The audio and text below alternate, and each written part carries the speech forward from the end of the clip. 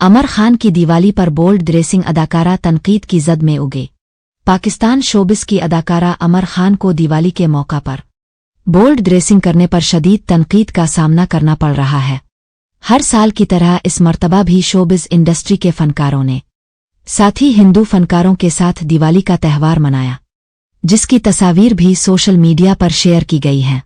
ये तस्वीर social media सारिफीन की तवज्जो का मरकज बनी हुई है, जिसमें फनकारों को माथे पर बंदी लगाए दिवाली का त्यौहार मनाते हुए देखा जा सकता है।